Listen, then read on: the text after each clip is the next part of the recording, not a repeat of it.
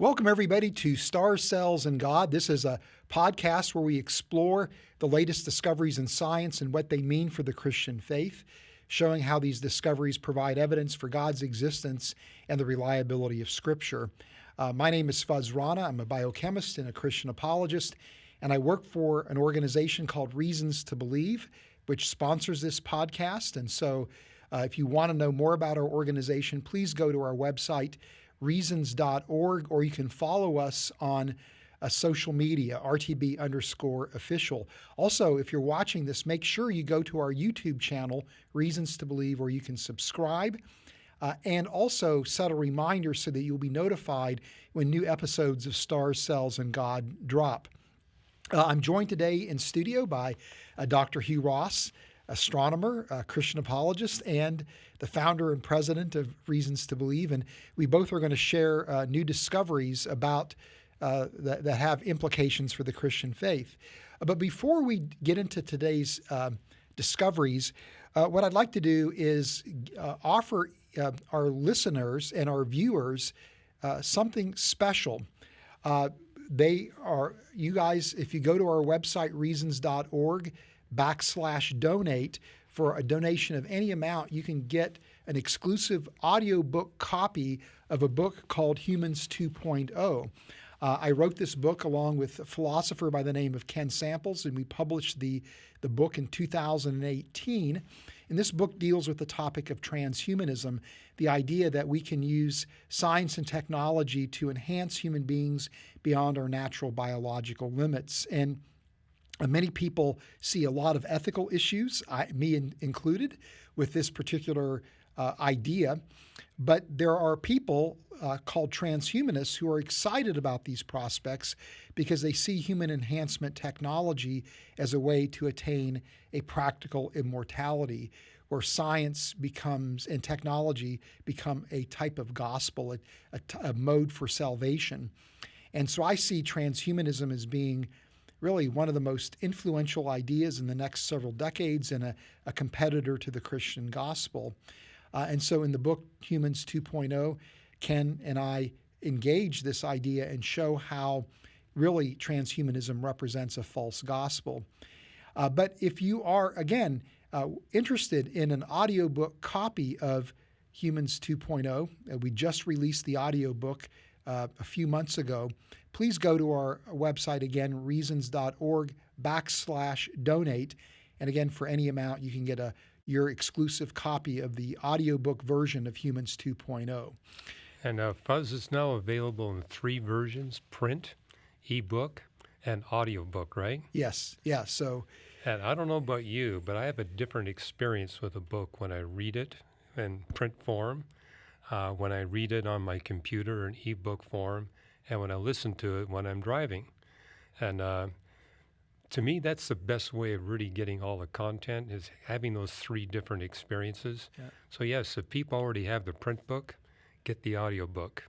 It's something, I don't know about you, but when I'm driving, it's good to have something that's stimulating my mind while I'm driving. Yeah, particularly in the Los Angeles rush hour traffic. Or when I'm having to sit with my family through some meaningless television episode, I can kind of listen to the book. It's a great book, but yeah, I would encourage people, hey, take advantage of this technology it's talking about and really experience the book in all 3 formats. Yeah.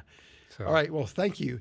Hey, Hugh, why don't you go ahead and get us started today? You've got a discovery that involves panspermia, and so I'm really curious to see what this discovery is all about. Well, Buzz, you and I teamed up to write the book Origins of Life, and it's now in a 2nd edition, and there's a whole chapter in that book on panspermia. And and when we wrote that book, I thought, this panspermia thing has really been put to rest, but it's coming back. And I was rather surprised in a couple of recently published papers. It's being promoted by a number of prominent research scientists around the world. It passed peer review. And so 2 of the papers are right here. This one is titled Cause of the Cambrian Explosion, Terrestrial or Cosmic. Mm-hmm. And they address the origin of life, and they address how do we explain the Avalon and Cambrian explosions. And this was followed up by a later paper, relatively new, where it says Commentary, Panspermia, and the Origin of Life. And so I just want to read to you some quotes from these two papers and some comments I want to make. I'm old enough now where I got to put glasses on, okay? That happened to me a couple of years ago. But they begin by saying, life did not originate on planet Earth. And the reason they make that point is to say, we look at planet Earth and think that life originated here. It happened in an incredibly brief period of time. And they basically say the brevity with which the origin of life occurs actually rules out the possibility that it could have happened on the Earth. And they make the point that abiogenesis is a consensus, the only plausible hypothesis for the origin of life. And what they mean by abiogenesis is physics and chemistry working on the ingredients in the universe to produce a living organism, and they mean that by the naturalistic operation of the laws of physics and chemistry. And I would agree. I mean, we've been at Origin of Life research conferences. It is a consensus. Yeah. And so they're basically saying, well, from that framework, there's no way it can happen on the Earth. It must have happened somewhere else in the universe and been delivered to the Earth via the comets. And the reason they're excited about comets are mostly frozen water, but the rest of cometary makeup is basically carbonaceous molecules. Yeah. And so you see stuff in comets that are the building blocks of the building blocks of life molecules. So that's kind of their rationale for saying, if you got the universe, you got a lot more volume, and you got a lot more time, and maybe we can, solve the abiogenesis problem. And I would agree that panspermia in the scientific community is considered a kind of way out theory. But the argument they make in these two papers, 33 authors are involved in this from institutions around the world, and is they're making the point, hey, it sounds like an outlandish idea, but way more outlandish is the idea that it happened on Earth because of the brevity. And this first slide here is basically making the point, if we look at the history of the Earth, number one, we know the Earth had a very hot origin. And moreover, shortly after that hot origin, it experienced a collision with the rocky planet Theia, which heated up the planet even more. And then during all this time, you got these comets and asteroids bombarding the Earth. And there is some debate exactly what that bombardment history looks like, but this is roughly the scenario where you get a late heavy bombardment. But the whole point is, whether you believe in the bombardment or not, you've got this hot origin of the Earth, and it remains hot thanks to these bombardments. And what you notice is you don't get stable liquid water on the Earth or stable solid rocks until about 3.83 billion years ago. That's the first time that there are episodes earlier than that where you got brief moments where you get liquid water and rocks. But in terms of rocks that are stable and water, that liquid water that's stable, doesn't happen until about 3.83 billion years ago. And those brief windows of stability are ultimately interrupted in a dramatic way with the late heavy bombardment. Well, this is what they comment on in their papers, is saying, hey, even if you appeal to earlier than when we have the first definitive evidence for life on Earth, the time window is even briefer. Yeah. And so they said, this isn't going to work. And what we notice for the first really undisputed evidence for life on Earth is based on isotope evidence, but basically 3.825 billion years ago, give or take 0.006 billion years, we see three distinct isotope signatures telling us microbial life was present on the Earth. It was stable. It was abundant on the Earth. Well, that's only a few million years after the first moment when Earth has stable rocks and stable liquid water. And this is what resulted in the evolutionary biologist Niles Eldredge. You've made this comment too, Fuzz, in his book, The Triumph of Evolution and the Failure of Creationism, where he says, one of the most arresting facts that I've ever learned is that the very oldest rocks that stand a chance of showing signs of life, we find those signs. And so life apparently appears instantly on the Earth. And what these 33 authors are saying is that if it appears instantly on the Earth, it couldn't have originated on the Earth. Yeah. The time frame is way too brief. We're only looking at most a few million years. So therefore, it must have come from some reservoir Right. in outer space where we have a lot more time, and then comets brought the life here to planet Earth. Because there is a variation of panspermia that says, maybe the prebiotics didn't originate on Earth, that they were delivered through comets and asteroids and dust particles, but you still, in that scenario, envision the origin of life process proper happening on a terrestrial setting. So they're talking about not the delivery of kind of like a prebiotic inventory of materials. They're talking about the delivery of organisms. Well, either that or, complete RNA molecules, DNA molecules, and the proteins. So we're not just talking amino acids and nucleobases and sugars. And they comment on that in their papers. They're saying this idea of panspermia, where the comets bring the building blocks of life, they say that won't work. You still need an enormous amount of time for there to be any possibility. And you need an enormous abundance. They're basically saying planet Earth is too small with too little time to be a reasonable candidate for the origin of life. So there's something more than just the delivery of amino acids, nucleobases, and sugars must be in mind. And I'm older than you, Fuzz. I actually had the privilege of taking a short course from Carl Sagan. And I remember in that lecture, he was really he came to lecture us at the University of Toronto on planet formation, but he couldn't help but not talk about the origin of life as well. And his comment was, the only way you're going to get an origin of life is with a vast sea of concentrated prebiotics percolating for billions of years, at least 1 billion years. And these 33 authors are basically picking up on this and saying, Sagan is right. We need a huge treasure chest of these prebiotic molecules, and we need enormous amounts of time, and planet Earth doesn't provide us with that time frame. Now, let me read a few more comments here in these two papers. They basically quote Fred Hoyle. Fred Hoyle has passed away, but a number of the authors of these papers were his graduate students. Chandra Wickramasinghe in particular, Ed Steele is another one. But Fred made the point that interstellar dust is very rich in organic molecules. Well, interstellar gas and dust comes from these giant molecular clouds that exist throughout our galaxy. That's true of all big spiral galaxies. And when they talk about organic molecules, what they mean are the carbonaceous molecules that are similar to the smaller molecules we see inside cells. And they have discovered an impressive array of these molecules. The list is now up around nearly 140 of these molecules have been discovered. But unlike what they're claiming in the paper, we've yet to find an amino acid in an interstellar molecular cloud or an interstellar gas or dust.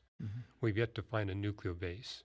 They make a big deal about the fact that we found sugars, but by sugars, they're referring to the 3 carbon sugars. Yeah, so they haven't found the 5 or the 6 carbon sugars that we see in life. Dihydroxyacetone. Yeah, you got it. So, and they say, they're also claiming that in their model, that life is seeded not only by these organic molecules, but even fertilized ova and plant seeds. So that's a big step up in panspermia. We're not just talking molecules, and we're not just talking genes. They're saying actual seeds, plant seeds, and fertilized ova of animals are being delivered. And that raises a question, well, how could they survive interstellar space? And they repeatedly talk in the paper about a rain of extraterrestrial living matter. And so what they mean is we're getting a rain of genes, intact genes, that are coming down to the Earth. And they're basically looking in particular at the Cambrian explosion. Say, how do we explain all these phyla suddenly and simultaneously appearing at the beginning of the Cambrian explosion? And to a lesser degree, that also happens at the Avalon explosion. And they're basically saying we're getting a rain of retroviruses. Mm-hmm. And, this is right up your alley. And they basically say it's this intense rain of retroviruses that are embedded in all these comets, big and small. And when they land on the Earth, they engage the existing life on Earth, and there's horizontal gene transfer of these retroviruses. And they claim that explains the sudden simultaneous appearance of all these phyla.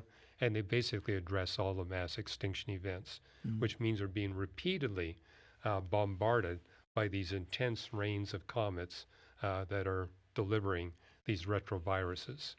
And so that's kind of, again, up your alley. Are retroviruses really responsible for the generation of phyla with the combination of retroviruses and horizontal gene transfer pull off the job? But that's kind of the heart of their paper, that the combination of retrovirus delivery on comets and horizontal gene transfer basically explains how the fossil record goes from simple bacteria to the proliferation of millions of advanced species of plants and animals we have on Earth today. And probably the most stunning part of their paper is they're saying, when you look at the octopus, it does not fit any Earth-based evolutionary scenario. You got this animal showing up early with this rather advanced brain and central nervous system, and it's able to camouflage itself and change its camouflage. They're actually claiming that the real answer to how the octopus showed up on the Earth is that an octopus ovum was embedded in one of these comets, landed on the Earth, and that explains the origin of octopus and the different octopus species. So if you think that's a bit of a stretch, they got more to say. Excuse me. Here's an interesting quote. This is from one of the authors, Matthew Sullivan. It says, quote, "Viruses modulate the function and evolution of all living things, but to what extent remains a mystery." And then they claim that they cite another research paper which basically says viruses are being deposited on the surface of the Earth at a rate that they measure 1 billion per day per every square meter. However, what they're assuming is these viruses all come from outer space. I think you and I would say, well, there's enough viruses here in the face of the Earth. This might be recirculated Earth Right. viruses. Nevertheless, the data still stands, at least 1 billion per square meter every day on the face of the Earth. And then, oh yeah, here we go, some juicy ones here. They claim that the emergence of retroviruses, we don't see that until the Cambrian explosion. And of course, I think there you're limited with how far back can you take the genetics based on what we see today. But that's one of the claims they make. No retroviruses until the Avalon and Cambrian explosions. And those retroviruses got here by comets. And the retroviruses really are the driver for both the Cambrian and Avalon explosions. And then here's an interesting quote from the authors in their paper. Quote, "The entire galaxy, and perhaps a local group of galaxies, constitutes a single connected biosphere." And basically they cite NASA saying there could be 40 billion habitable planets. They stretch that to 100 billion habitable planets in our galaxy. They claim they're all habitable, and therefore our entire Milky Way galaxy is this connected biosphere, and that these planets are basically raining life everywhere throughout our galaxy. We're just one of these galaxies in which this likes. And they say our biggest reason for adopting panspermia is a super astronomical improbability of a transition from non-life to life. and therefore can't be on Earth. And then what I discovered is three of the authors, you got, well, Fred Hoyle, who's now passed away, but Chandra Wickramasinghe and Ed Steele are the lead authors on these two papers. If you actually dig into their other papers, they're still promoting this idea that Jeffrey Burbidge was promoting before he passed, which is a semi-steady state model for the universe. So it was interesting to me that they're committed to rejecting Big Bang cosmology because they realize 13.8 billion years is not enough time. We need way more time than 13.8 billion years. So what they're really hypothesizing is an infinitely large universe that's nearly infinitely old, where there's been this biological biosphere throughout all that time. And that's where you get enough time and a big enough prebiotic soup that we can explain the origin of life. And again, as you read through the paper, the fundamental assumption here, there is no God. Mm-hmm. If there is no God, then origin of life on Earth is impossible. That has to happen in the universe. But the only way we can make that happen, we need to make the universe extremely large and extremely old, and basically have this prebiotic chemistry running for virtually infinite time. And here's what Ed Steele says. It says, it is many orders of magnitude more likely that life emerged in one of trillions of comet-like incubators or water-bearing planets at a very early time in the growth of the universe. If the universe is a steady state infinite, there is no formal abiogenesis. They basically say infinite time, infinite extent, and we can make this all work. Another comment they make is biology is timeless, which means there is no time constraint because of their belief in this infinite universe. Believe it or not, this got through the peer review process, not once, but just twice. And they also cite the fact that they found bacteria on the outside of the Interplanetary Space Station, and claims that that proves that there's bacteria all over the universe. Well, let me kind of wrap this up, Fuzz, because I'm actually going to write an article on this for our Reasons to Believe blog series. But I was rather stunned that I thought this panspermia was dead decades ago. It's coming back in force, but it's coming back in force, I think, for theological reasons as opposed to scientific reasons. And again, they do agree in the paper that fundamentally these prebiotic molecules must come from the interstellar medium or interstellar clouds. Mm-hmm. And this is straight out of our Origins of Life book. When you go to these interstellar molecular clouds, we can't detect ammonia. Yeah. And ammonia is a crucial ingredient. It's a very simple molecule, NH3. But the fact that we can't find it in interstellar molecular clouds, we can't find ribose, we can't find glucose. Those are the 5 and 6 carbon sugars we see in life. No nucleobases, no amino acids, and we don't see any of these molecules in a homochiral form. I mean, you can have tons and tons of ribose, but if it's 50-50 random left and right-handed, it's going to be of no value for putting together the nucleobases to make RNA and DNA. And you got the same problem with amino acids. Unless they all show up 100% left-handed or 100% right-handed, they're going to be of no value for making the proteins. Now, the one thing I would say to update all this is that astronomy has advanced significantly even since we brought out the second edition in 2014. Today, astronomers now have the capability of detecting these molecules in interstellar molecular clouds at about, better than 1 part per billion. Wow. You know, when we did the book, the sensitivity was 1 part per million. It's now below 1 part per billion. It's at 100 parts per trillion. Now, you're a chemist. I'm convinced that if you've got the sensitivity of detecting these things at 100 parts per trillion, we're going to find these molecules. Because as I understand the chemistry, and correct me if I'm wrong, in these interstellar molecular clouds, the 140 carbonaceous molecules we found, we know that sustains that the chemistry in these clouds are constructing these molecules. The problem is we got a parallel chemistry that's destroying these molecules. Mm-hmm. And therefore, we will find these molecules, but because we have mechanisms that are destroying these molecules almost as fast as they're being made, we're going to find these molecules at very low abundance levels.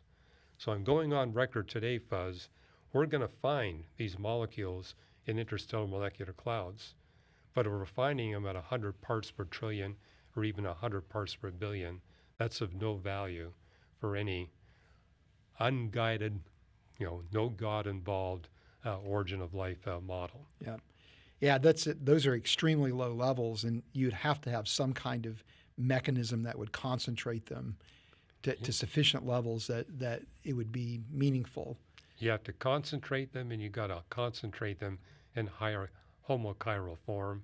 Yeah. And that's something, in spite of their very long paper, they never address those issues. They just assume this isn't a barrier, but I'd argue it's a fundamental barrier. Another barrier is this idea that these eggs, these seeds of plants, that the genes would actually survive a trip from another planetary system to our planet, that somehow the comet is going to retain these things intact. And this, again, is straight out of our book, is that in interstellar space, these comets are going to be exposed to X-ray and ultraviolet radiation. And we're looking at typically millions of years for these comets to move from another planetary system to our planetary system. And if you're looking at millions of years and at that degree of X-ray and UV exposure, the genes will be destroyed. Yeah. The eggs will be destroyed. The seeds will be destroyed. Even things like RNA molecules will be destroyed. The proteins will be destroyed. All you're going to have left at best are the building blocks of DNA, RNA, proteins, and the lipids. And then, of course, as the comet goes through our atmosphere, it heats up. And the heating is going to be a problem. It's going to be destroying these molecules. And I remember at the 2002 Origin of Life Research Conference we attended, Jay Malash made the comment, well, if we're talking these molecules coming on dust, they're going to be destroyed. If they're in comets, they're going to be destroyed. The only way they can be preserved through interstellar space travel is if they're encapsulated inside a big rock. And I remember making the comment, it needs to be a rock at least 2 meters in diameter where the rock has no porosity and no cracks. And hey, of all the 2-meter diameter rocks we see in the face of the Earth, they all have cracks, they all have porosity. But he's saying that's what we would need. And you would need the gene or the bacterium or the RNA or DNA molecules and the proteins to be in the center of this 2-meter rock where there's no cracks or porosity in the rock for it to be able to survive without being destroyed. And then he calculated how frequently planet Earth receives a rock from another planetary body. And again, he assumed, let's assume every star in the universe has got planets on it, 10 planets each, where every planet is saturated with life, and those planets are being bombarded, and therefore comets are everywhere in our galaxy are bringing these life things to us. He calculated that even with that optimistic scenario, we get one rock being delivered to planet Earth, the size of a human fist, forget about 2 meters, the size of a human fist or bigger, and the time scale was we get one of those every 10 to the 16 years. And the universe is only 10 to the 10 years old. So that's when I remember someone coming up to the microphone. That to me was a dramatic moment. This was being explained, and then we had a scientist come to the Q&A microphone and said, in this conference, we've eliminated planet Earth, we've eliminated Mars, we eliminated the rest of the solar system as a candidate for the origin of life. We've eliminated panspermia. The only thing left is directed panspermia. Intelligent civilizations who originated long before us, visited us in spaceships, and they deposited life 3.8 billion years ago, and they kept coming back to explain all the mass speciation events we see here on planet Earth. And I remember we were talking to one another and saying, well, they're on the right track. It does require an intelligent being bringing life to planet Earth, but hey, it's really not just an extraterrestrial intelligent being that's bringing life to planet Earth. It's a being beyond the universe itself that's bringing life to planet Earth. And a few people overheard us. We had some interesting discussions. Extra universal panspermia. There you go. What's interesting to me is this idea that much of the criticisms that, people like us who are old Earth creationists or ID people have leveled against kind of a materialistic explanation for the origin and the history of life are being echoed, in these papers where, in a sense, they're acknowledging that these criticisms are indeed valid. They're valid, yeah. The idea that life originated on planet Earth, they just say no scientific credibility to that. And in a sense, they really are not providing an explanation for abiogenesis or for, it's just simply punting, Well, it kind of reminded me of the multiverse. They're having to appeal to infinity, an infinitely large universe and an infinitely old universe to try to get around the improbabilities. Yeah. As if that's going to help. You're just assuming that life is a given in the universe. But you again are not really providing any kind of satisfying explanation. Well, I also noted that they're basically claiming that our entire galaxy is a connected biosphere, and all they cite is the liquid water habitable zone. It's only one of 13 known planetary habitable zones. You need all 13 for there to be any possibility of life. And therefore, their biosphere hypothesis is clearly refuted. And one point they did make, however, is if we're right about this biosphere, the whole galaxy being a connected biosphere, we're going to find life, or at least the remains of life, ubiquitously throughout our solar system. Haven't found it yet, but we've been on public record, at least since the 1990s, we will find it. Simply because Earth has been so prolific with life for so long that meteors, and comets for that matter, have exported the remains of Earth life throughout the solar system. But I noticed what they were saying in the paper. When we find the remains of life, this is going to prove that the entire galaxy is a connected biosphere, when in fact all it proves is that life has been abundant on Earth for a long time. Yeah. Okay. Well, I'm excited to hear what you got to say, because I was looking at the paper fuzz, and it's kind of like our two discoveries are connected. So they are, yeah. Well, this one is dealing with kind of the origin of life question and the notion of creating self-replicating RNAs. But to kind of introduce the discovery, just like to talk a little bit about a significant moment in legal history in the United States. And this actually goes back to the early 1960s, where a guy named Nico Jacobellis, who was a manager of an art house theater in some community in Ohio, showed a movie called Les Amants, which depicted nudity in the film. And so he was actually charged with violating the obscenity standards in the community, was convicted, and then fined. And he appealed that conviction to the Ohio State Supreme Court, which upheld the conviction. And then he later appealed to the U.S. Supreme Court that agreed to take the case, and they actually ended up overturning the conviction. And there, as you can imagine, the deliberation involved things like the First Amendment and freedom of speech, and how do you balance that with community standards? And what do you do about all the nude statues in Europe? Right. And so anyway, the Supreme Court actually struggled to justify why they overturned the conviction. And one of the Supreme Court members at that time, a guy named Potter Stewart, who was on the Supreme Court from 1958 to 1981, was tasked with writing the justification for overturning it. And so he wrote these words that are pretty famous, where he said, I shall not today attempt further to define the kinds of material I understand to be embraced within the shorthand description hardcore pornography, and perhaps I could never succeed in intelligibly doing so, but I know it when I see it, and the motion picture involved in this case is not that.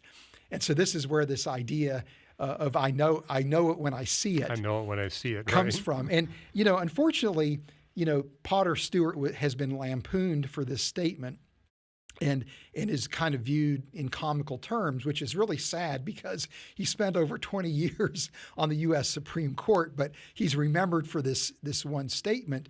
But there's something rather profound in what he was getting at, with this, and that is that many times there are things that we can't really define, but we know it when we see it, right? And so art is one of those examples where I don't think anybody's ever produced a satisfactory definition of what art is, but you and I can recognize art when we see it. We might disagree, though. yeah, but we also recognize when something isn't art. Right. Likewise right. with music, again, we can't define what music is, but we know it when we hear it, and we right. know when we hear something that isn't music.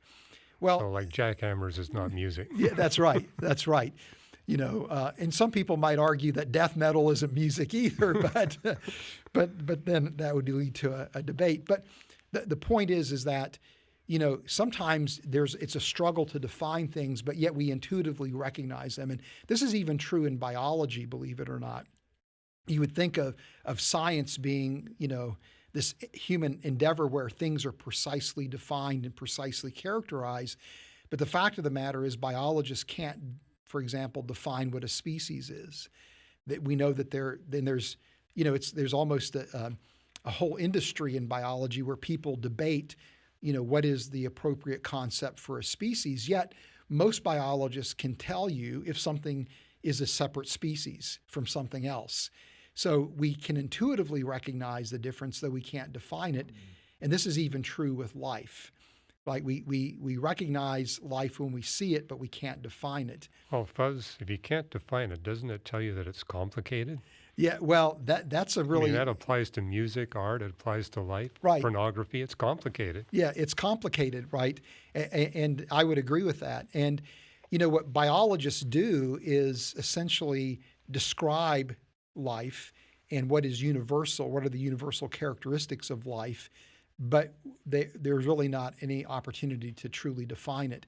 And I talk about this in my book, Creating Life in the Lab. And this has implications because if we're trying to understand the origin of life, that if we can't define life, how do we know if life actually originates through chemical evolution? Or, if we're trying to create artificial life forms in the lab, how do we know that what we made is truly a life form? Or if astrobiologists are searching for evidence for life beyond Earth, how do we know that what we found is actually life? So the increased interest in astrobiology has actually intensified attempts on the part of biochemists and original life researchers to really try to define life.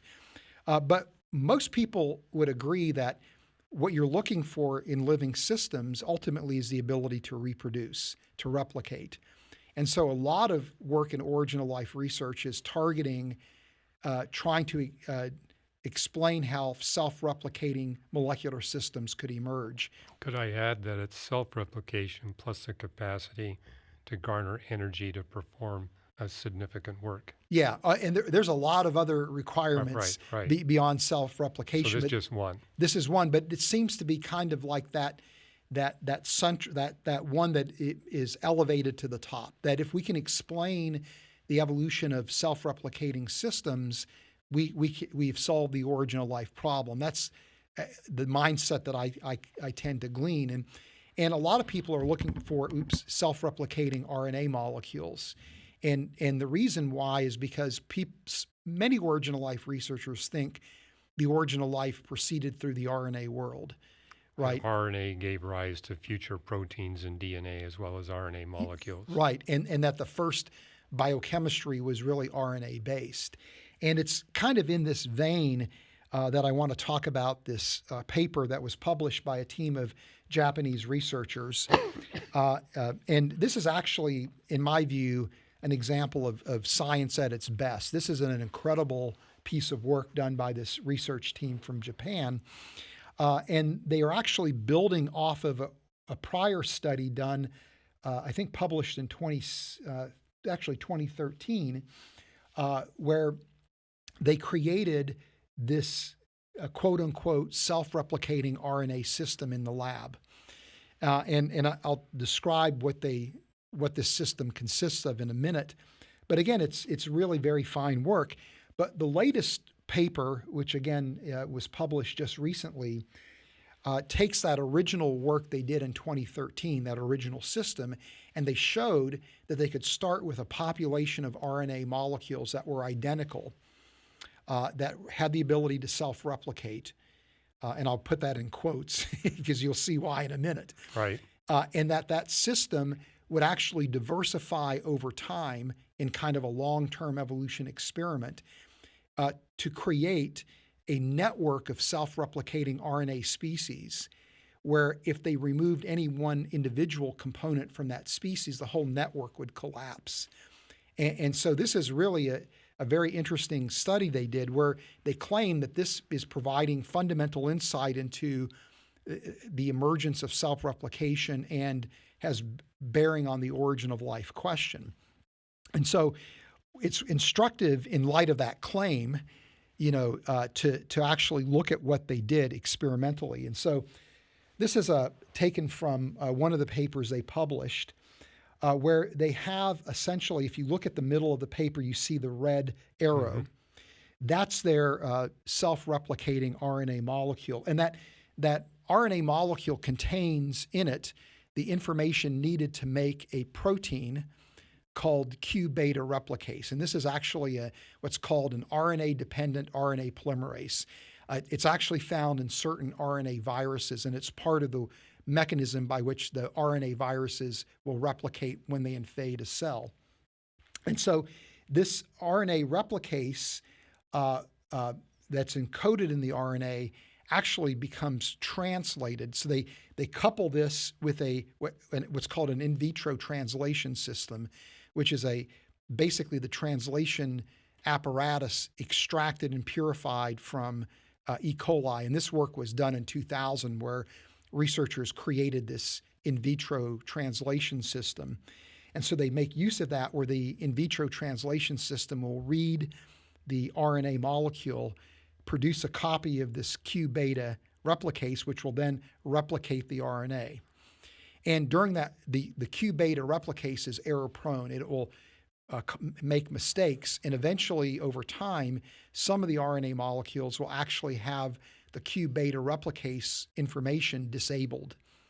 And so now you have a population of RNAs that are called parasitic RNAs. They can't replicate themselves, but they actually are still replicated by this Q-beta replicase. And so over time, you go from this, what are called this clonal population of RNA molecules to this community of RNA molecules that includes the parasitics. The parasitic.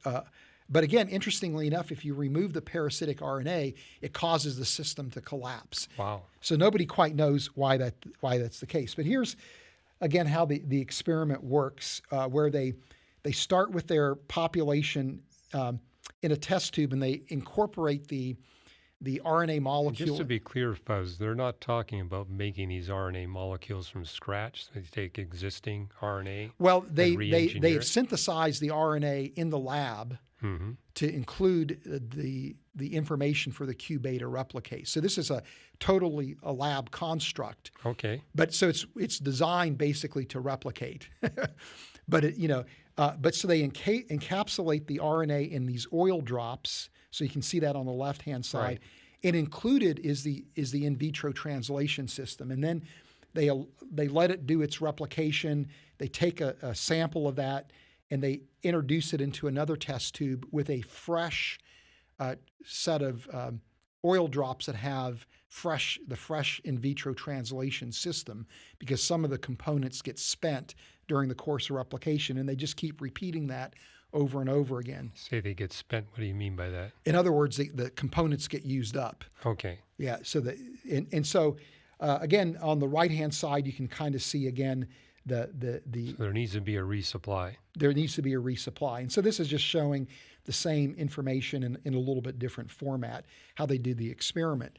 But the point here is that even though they're claiming that this is truly a bona fide self-replicating RNA system, that does give some understanding about what these systems are capable of doing. It is remarkable that it can diversify and create this network of self-replicators. But to suggest that this has any bearing on the origin of life, at least through chemical evolution, is really a stretch, because first of all, this has been a carefully designed RNA self-replicating system that is only capable of replicating because of the production of a protein that is found in nature that is capable of replicating RNA molecules. And I presume they already artificially protected these molecules. Yes, because they're within oil drops. Right. So it's containing them in a local environment that affords some level of protection from the aqueous environment. Right, which would hydrolyze the RNA molecules. But then on top of that, they're using this in vitro translation system. So here's what I did: a little bit of work, research on what is actually found in this in vitro translation system. Okay, good. So here's what's found in it. There are 3 proteins that are called initiation factors 1, 2, and 3. There are 3 proteins that are called elongation factors, EFG, EF2, and EFTS. These are necessary for the RNA molecule to be read by the ribosomes that are in this translation system, so that the Q beta replicase can be produced. And then there's also these release factors. So there's 3 of those. Those are 9 components. And in fact, the Q beta replicase only operates in combination with EFTS and EF2. So it has to actually make use of these. So it's not even operating by itself. There are 20 amino ACLT RNA synthases. These are enzymes that attach amino acids to transfer RNA molecules, which is needed for the ribosomes to work. There are, of course, ribosomes. There's the T7 RNA polymerase. There are 46 different transfer RNA molecules. There are 4 nucleotide triphosphates, the building blocks of RNA, creatine phosphates, the 20 amino acids, and there's a whole bunch of other stuff that's in this system. So in other words, in order to get this system to self-replicate, it needs a lot of external help. Yeah, you basically have this full-blown translation system isolated from E. coli. You've got, again, a carefully constructed RNA molecule that encodes a protein that is designed to replicate RNA. So to say that this has any bearing on the origin of life is really very hard to accept. But it does have bearing on the intelligence of the biochemists that pulled this off. Right. Well, what it highlights, first of all, is how complex a system must be for self-replication to occur. This idea that you could somehow create an RNA molecule or a collection of RNA molecules that would collectively have the ability for self-replication is really very hard to envision in light of the complexity of this system, which really is in many respects a minimal system where you're taking the bare minimal components of E. coli to create this capacity for translation. And then again, you've got minimal components in the RNA molecule, but still, I mean, this is an incredibly complex system. So, not only does it have no bearing on the origin of life, but it's highlighting, again, just what the requirements are for self-replication. But what's intriguing to me is that these researchers very clearly have the imprint of their agency as intelligent agents on the design of this experiment. That it only works because you've got intelligent agents who understand biochemistry very well, who've been able to then design this system and then execute the self-replication through detailed manipulations in the lab. So if anything, what this work is really doing is demonstrating for self-replication to originate, intelligent agency must have played a role. And by extension, that the origin of life requires, again, intelligent agency, which is really, I think, dovetails beautifully with the discovery that you talked about. Right. And it reminds me of a paper we both cited, Fuzz, written a few years ago, where the origin of life chemist says we origin of life chemists need to be honest in the papers we publish and tell the readers how many times we commit the hand of God dilemma. Right. Which means where we control things that require a degree of intelligence and technology that would be equivalent to God intervening. Yeah. And I remember what he said at the end of the paper. He said, I can't think of any significant paper on origin of life chemistry where the hand of God dilemma is not committed at least a dozen times. Yep. And we pretend it's not there at all. Yeah, and this is exactly what you see in this paper. Right. It's the hand of God dilemma, essentially permeating the work. And yet the researchers don't seem to really acknowledge that, by virtue of the fact that they make this assertion that this is giving us insight into the emergence of self-replication and the origin of life, and with the implication that this is all conceivable on the early Earth. Well, I would agree that it is giving us insight, that it takes someone more intelligent, better finance with greater technology than the biochemists who authored the paper, right? Yeah. But the thing is, we also, I think, want to be cautious about ridiculing these scientists, because on the other hand, this is an incredibly impressive scientific study. I mean, what they've done is really impressive, and it's impressive because of the ingenuity of the workers involved. And so again, what makes the study so impressive is essentially what undermines the case for chemical evolution, is the ingenuity of the workers. So yeah, they need to be complimented for their remarkable lab achievement. Yeah. Yeah. Now, what's kind of fun is in light of this, it's one thing to say, well, here we have empirical evidence, really, for what it takes to create self-replication, which is, again, the involvement of intelligent agency. But it's fun to take that insight and begin to speculate, could this be telling us something maybe about the mode of divine action? Because we're both convinced that the origin of life requires a creator's involvement.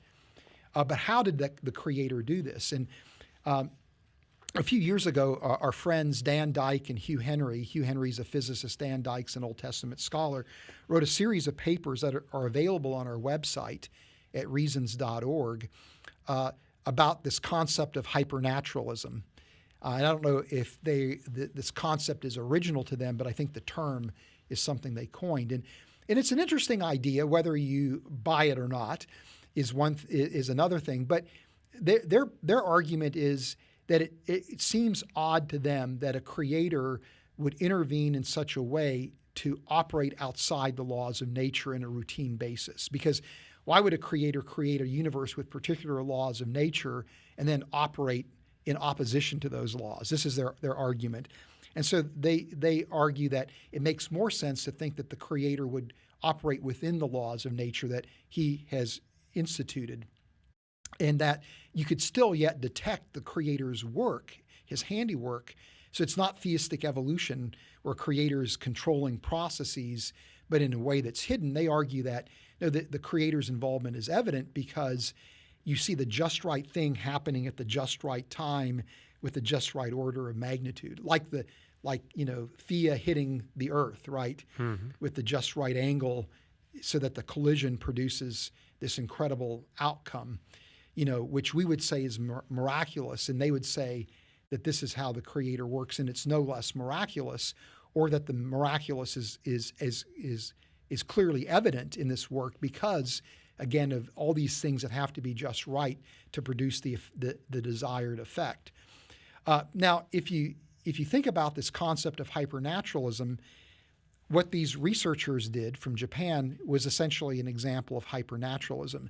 They operated within the laws of nature. They took the materials from within nature, and yet they combined them in this unusual, non-natural way to produce an effect, right? They operated hypernaturally.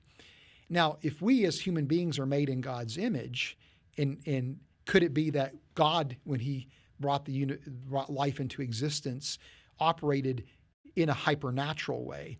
Well, let me give an analogy, Fuzz. There's nothing about the manufacture of an aircraft carrier that violates the laws of physics or chemistry. That's a beautiful analogy. But unless you got some really skilled, intelligent workers assembling this thing, it's not going to happen. Yeah, and that would be the same concept. Is Right. Of it, they're operating hypernaturally, according to Dan Dyke and Hugh Henry's ideas. And so, could it be that maybe the origin of life is actually something that took place through natural process mechanisms, but that it was a hypernatural, application of those mechanisms that the Creator employed, to bring about the origin of life? And if that's the case, then it means that to propose the idea that there was a Creator that was responsible for the origin of life doesn't violate kind of the spirit of methodological naturalism. It still now becomes something that we can study. Right. And in fact, I would argue that people like what is the guy's name? Clemens Reichert. Yeah, Reichert, right. That wrote this idea of the hand of God dilemma, or these Japanese researchers are in effect investigating the origin of life, in the framework of hypernaturalism, and are actually giving us insight as to, not only is intelligent agency required, but maybe insight as to mechanistically how that Creator, through divine action, pulled this off. I remember when you got started in this, Fuzz, is like these Japanese researchers are giving us insight. How did God pull it off? Yeah. How did he make it? And one thing that really intrigued me, maybe you can comment on this, you made a comment about how you got these RNA molecules, and side by side you got the parasitic RNA molecules. But didn't you make the comment when you take away the parasitic RNA molecules, the whole thing collapses? Yeah. Question: do we see any evidence of that operating inside cells? I think the answer is yes. I mean, because in a sense, when what you're looking at in cells are these interdependent biochemical systems that, and because of their interdependency, if you disable a particular system, the whole cell will collapse, Including the parasitic ones. Right. Yeah. Right. Well, that to me sounds like a really fun application. Take what these Japanese biochemists have done. Let's see if we can go to the next step and try to figure out, okay, what is the crucial role these parasitic RNA molecules in contributing to this? Right. That'd be a fun research project. Oh, it would be. And at this point, I don't think they have any idea, right. How that happens, other than that it does happen. And you're right. I mean, it suggests a very interesting problem. Well, that's where I think the God question can actually guide biochemical research. Finding something like this. Let's pursue it and see where it goes. Yeah. So anyway, that's all I've got for today. So looks like we're ready to wrap things up. Well, why don't you wrap it up for us? Yeah. So anyway, just want to say thank you for watching and listening to Star Cells and God. Just as a reminder, please go to our website, reasons.org. Check out the resources we have available. And then also, don't forget to follow us on social media, RTB_official, and go to our YouTube channel, Reasons to Believe, and subscribe, and then set a reminder for Star Cells and God so you can be alerted to the fact that when an episode drops, that you'll be the first to know. And I just want to finish with this thought that we like to say around here at Reasons to Believe. The more that we know about science, the more that we discover about science, the more that we have reasons to believe. And don't forget your audio version of Humans 2.0. Yeah, go to our website, reasons.org/donate, and give us a little bit of money, and you can get an exclusive copy of Humans 2.0. Humans 2.0, Humans 2.0, the audiobook. Easy for me to say.